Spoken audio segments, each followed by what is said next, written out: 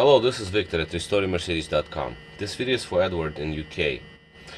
Here we have a rare combination. It's a TLLR module and non-ASR throttle body that came from W140 chassis, European car. So what's strange about it is not strange, but what's interesting about it is that here in USA we don't have any US bound cars, specifically 140 chassis coupes that came without ASR. All of them came ASR.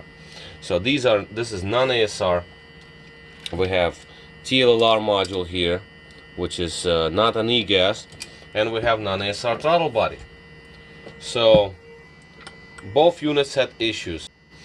Now this unit right here, it was rewired. That wasn't by me, it's just the way it came. The module also the way it came. Now both had issues. There's some circuit board problem on the throttle body. I had to make a bypass, you'll see it in a minute, and the TLLR module had burnt lines, so I also had to correct that. At this point, throttle body and TLLR modules, these two are connected together via this wire. Obviously this is the throttle body loom, and these are my made adapters. I made them myself so I can just connect different modules. We have live readings coming on screen right now, so we see the voltages that come out from potentiometer. This is what I want to show next.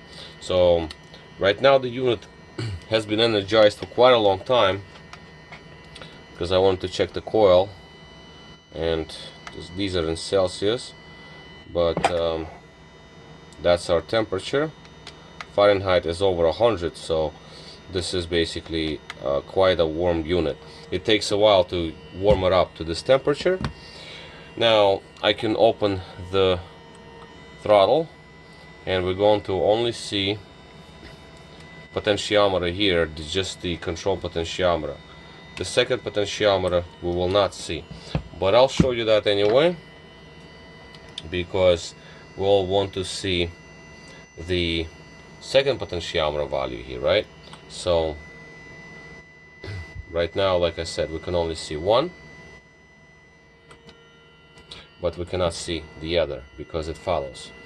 Also, this particular combination, it appears to be that micro switch also reads. As you can see, this little idle value changes. It is, again, this is something different from what the module that I usually use for these tests, but European module seems to act a little differently from US non-ASR TLLR module. See, I can actually see the value on the micro switch. On and off, comes on. I'm going to induce the limp mode, basically. So what I would do that for is I'll just pull the gear off. As we can see, the motor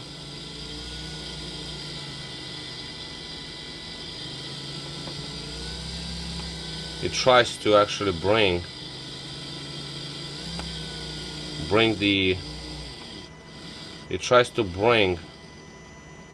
the plate into position. So as you can see, I'm moving the potentiometer right now, and I can actually get this motor to stop. That's a good sign already.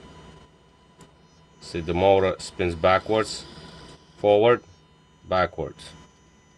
So I can get that. So let's just get this limp mode over with. Once I move this potentiometer, it will enter limp mode. Okay, so right now it is in limp mode. As you can see, there is no activation, nothing. But that's going to let us see the secondary value, this potentiometer, which is supposed to follow the first potentiometer, plus on-off situation, is also going to be visible. Alright, so we go and open this throttle body all the way, and as we can see, and that's the difference with European module, it appears. American module, this on-off switch is in action. European is this micro switch. So, but anyway, long story short, it doesn't matter. It's just like differences in modules. What we see is the secondary potentiometer. That's what I wanted to show, because I wanted to actually see the second potentiometer activation. Yeah, that's the difference I see, because US bound cars, the micro switch here doesn't read. It's this micro switch that reads on US cars. So there are some firmware differences in cars, I mean in markets, but now we have voltages exact. As you can see, I'm moving the potentiometer. That's the second potentiometer. I basically want to see the span. If I hold it steady, voltage is supposed to be pretty much equal one to another over there. So yeah, I'm actually pretty confident with this. So everything seems to be working properly. So I can close this back down and send it back. So here's the micro switch for power. I'll reset this.